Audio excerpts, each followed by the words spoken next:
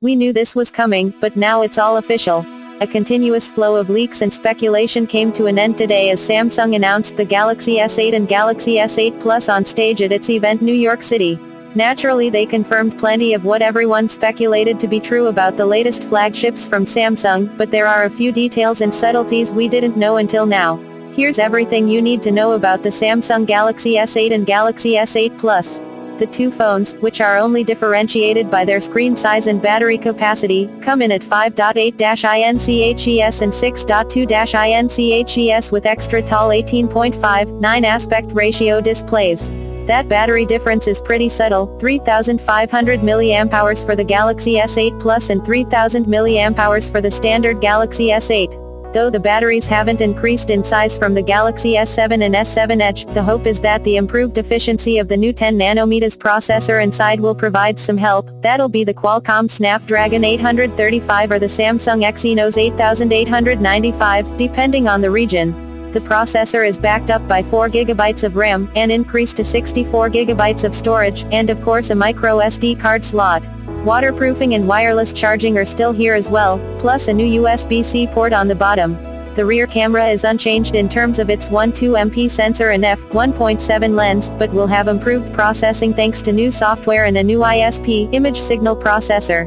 The overall design for the phones is identical on both sizes, and is still shimmering glass and metal much like the previous generation.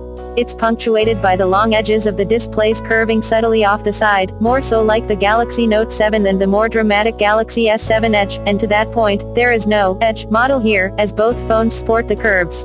The displays have a new 18.5:9 aspect ratio with a QHD+ resolution, meaning they're extra tall while staying relatively narrow. Samsung has also moved to on-screen buttons and reduced bezel size dramatically in order to fit as much screen into the body as possible.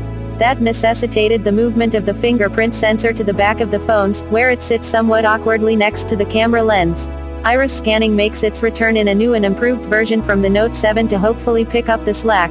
Samsung is trying to drive a narrative that we've moved beyond specs, and you can definitely argue that we have, but the enthusiasts will always want to know the details of what's powering the latest phones. You get just about everything in here that you'd expect. Basically, think of a Galaxy S7, and bump up a few areas to 2017 standards. That means you're getting 4GB of RAM, 64GB storage with an SD card slot, QHD+ resolution AMOLED displays, USB-C, fast charging, wireless charging and the latest Qualcomm or Samsung processor inside.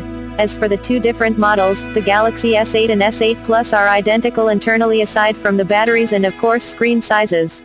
On the face of it, the spec hounds among us won't be satisfied with the fact that Samsung has stuck with the same camera hardware from the Galaxy S7 in the new Galaxy S8.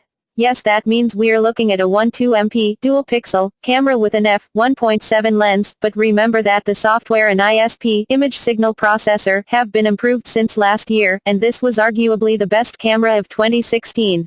Let's see how it all comes together. On the other side, Samsung has completely revamped the front-facing camera to an 8MP unit with autofocus, all the better for your selfies of all types. As Samsung often does, we got a good sneak peek at the Galaxy S8's software experience in the form of the Android Nougat update for the Galaxy S7 and S7 Edge. What you'll find on the Galaxy S8 is very similar in